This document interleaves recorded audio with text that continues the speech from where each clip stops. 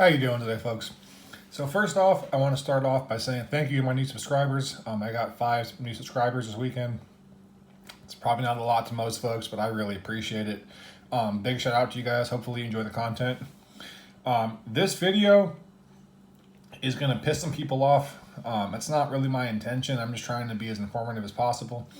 I also want to state very clearly this is my opinion. If you love the Sebenza and everything that it represents, and it's your favorite knife, and you disagree with everything I have to say, first off, the comment section is for you. Feel free to voice your opinion. I'm not one of these other channels. I'm not going to criticize you for it or be petty about it. I would love to hear your opinion. This is just how I feel. I've owned maybe 7 or 8 Sebenzas over the years.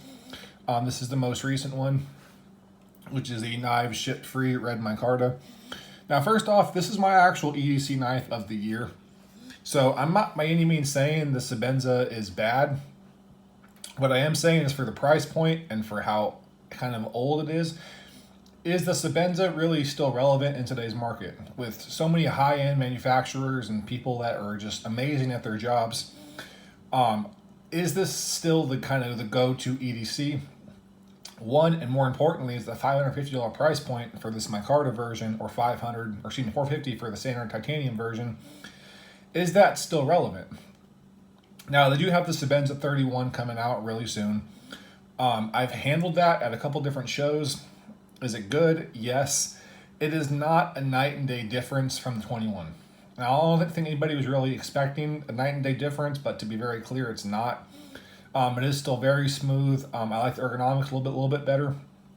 It has a different kind of inlay pattern, so it allows you to kind of fit in your hand a little better. It's a great knife, don't get me wrong, but again, is it kind of the be all end all? So we're gonna go this in 2 points. Okay, so first off, Chris Reeves still holds the record for the most knife of the year / most innovative knife of the year designs ever. Primarily it's because of this Reeve integral lock, also known as a frame lock, which is on probably thousands of knives at this point in time. Now, he definitely pioneered this. Arguably, still does it better than anybody else. But does that necessarily make it the be-all, end-all? Again, it's kind of subjective. Another piece of that is they call it a Sebenza smoothness. Now, this knife can, by all means, flick open, but so many knives can flick open. Not that many, or so I thought anyways, kind of had that nice, smooth, hydraulic, almost like piston feeling, right? Now, before I get started on this, prior to having this actual Sebenza, I was never about, I want to slow roll my knives. I was always just like flicking them open or whatever and doing stuff like that. So I never really put too much thought into it. When I was somebody asked me, is the Sebenza still relevant now? And in my personal opinion, it's a great knife. I love this knife. If this knife was $200, absolutely. For being the price it is, maybe not. It's really very subjective, but that's my personal opinion. I'll also just stab myself. So as far as smoothness, there are tons of knives with different features. This is obviously a front flipper, but you can slow roll this and it's absolute butter. So that Sebenza smoothness is very much present. This is actually more than a Sebenza, to be clear. This is much less. This is an 80-10. Again, it doesn't have the frame lock or whatever. It does have a back lock. But in terms of just the actual smoothness, again, it is very akin to being a, quote, Sebenza smooth. Now, it's obviously a much bigger difference to it. Different locking mechanisms, the G10 thing, everything else. But it's something that really has to be into consideration. Again, PM2. If you like to flick it out, Spidey flick and stuff like that, you might never actually notice that. If you kind of fast roll it out, same thing. But if you ever just take a PM2 and you just slowly roll it, it's very glassy. Is it quite as good as the Sebenza? No, but it's actually very, very close. And you can get the PM2 on the secondary market for $50. Like, I've seen people sell these things many times for well under 100. 50, 75, stuff like that. You can get some amazing sprint runs with steels that are way better than F35VN. Here's the Mannix 2. Again, if you slow roll it, it's absolute butter. And it has that Sebenza smoothness. Again, different knife, different locking mechanism. But this is more what this video is about. This is a custom knife factory in Suko, however you say it. This is absolutely 100% smoother than the Sebenza. Now, the Sebenza is not really a drop shut knife, but in terms of opening it, there is literally no resistance. It's the most glassy thing possible. And if you choose to descend it down slowly, that stays the same thing. This is much, much smoother than the Sebenza is. Spyderco Smock, again, as soon as it disengages from that detent, incredibly smooth. This is a fraction of what the Sebenza is. So with a Sebenza, I feel more like you're paying for the aesthetic, and you're paying for the name. Here is a Benchmade Contigo. Much bigger knife, but again, if you choose to lock it up that way, very smooth. So is the name really worth that price? Now, I feel like the Chris Reeves knives are almost like iconic. Actually, not almost, they're very much iconic. When I first started getting into knives, they were something to me that I was immediately a grail for. And it's one of those things that until you actually have them in hand and you've experienced some of the higher end pieces or even some of the lower end stuff, that you don't really understand, in my personal opinion, exactly what you're looking for. Now, if this is just the perfect aesthetics to you and you have $550 to burn, I'm not saying this is a bad knife. I want to make this abundantly clear. At no point in time will I ever call the Sebenza a bad knife. Me personally, I buy higher end stuff. $550, is it a lot of money? Yes, I've paid a lot more than that for many knives. So it's not that big of a deal for me, but as far as the be all end all, if you have one grail knife, one knife to look forward to, should the Sebenza be it? In my personal opinion, which again, this is my opinion, no. We also have the Chirikov, I suck with different languages. Stradish. Again, this, if you choose to slow roll it, very, very smooth. It's actually not quite as smooth as the Sebenza, but if you look for, some people like to flick out their Sebenzas. If you're looking for that, this is better. This is better by a night and day difference. This is a similar price to what the Sebenza is. These are kind of hard to get, but you can get them. You can find them on secondary for between $400 to $500. $600 usual from what you get from the maker, but a used one will go for less normally. You can also front flip it. This knife is also incredibly sharp. I'm gonna go with 3 more, and I'm gonna give you my closing thoughts. Here we have a Medford. This is a Medford 187 DP. Okay, and you can Spidey flick it out. Excuse me, hit my pinky. You can Spidey flick it out just fine. You can finger flick it out just fine. But we're talking about that Sebenza smoothness, okay? And more importantly, that hydraulic smoothness. So as far as that, this knife is way better, at least in terms of only the hydraulic Sebenza smoothness, as they call it. It just rolls out cleaner. There's less resistance, and it's fantastic. This is obviously a much bigger knife. To be clear, not all Medfords are this smooth. I've had some that are nowhere near that. I've had some that are more. I just happen to enjoy that style a little bit more. Now, this is most people's EDC knife of the year, right? And you see them flick it out, and it does flick out fantastically. But the TRM Atom, if you choose to slow roll it, again, absolute butter. Also, TRM are amazing people. Talked to them quite a few times. Very nice folks. Now, one more. This is the Riot made Chavez 229. This is the group knife. Now, if you choose to roll this out, again, this is smoother than a Sebenza. Now, again, a Sebenza is not going to really drop shut on you. Over time, with some modifications, you can get it to, but it's not ever really going to be that. It's not really ever supposed to be that. But again, if you're just looking to have this whole experience with that Sebenza smoothness and hydraulic feeling, the Chavez does an amazing job as well. And that brings me to one of my primary conclusions. Now, there are companies like Riot, some higher-end Benchmades. There's honestly a plethora of companies, even some stuff that's completely American-made. So if you're looking for that whole USA pride thing, there is stuff that's not imported that costs less, or at the very least is around the price of a Sebenza, that works better.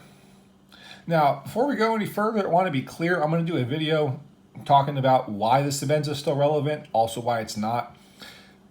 In my opinion, the Sebenza is no longer relevant in terms of this whole grail piece. Still a great knife, but I am going to talk about the pros to this knife because there are a lot of pros. There are definitely cons to it. There are also a whole lot of pros. The primary issue with this knife, again, is the price point and just kind of how outdated it is.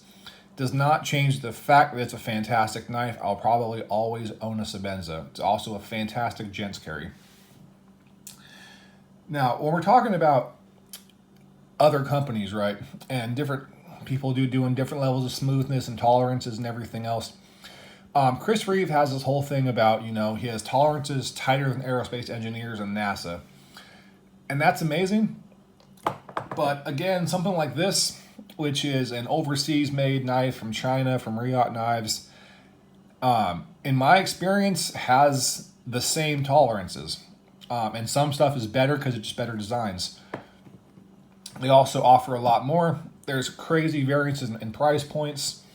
At this point in time, you're looking at, around starting to get to the territory of full customs. And this is a production knife. There's nothing custom about it. It's not hand built together. It's not anything like that. Some stuff, to be clear, when I'm talking about hand built, I'm not talking about assembling this piece. I'm talking about hand milling out the titanium or hand polishing the blades and everything else. They sharpen these on a belt grinder, some other stuff. There's definitely hand elements to it, but it's by no means a full custom. And for the price point, I really don't see the relevancy. Again, I love it because this is a classic, man. It's a fantastic knife. It's stood the test of time. I will never say the Sebenza is bad. Will I say it's the greatest? No.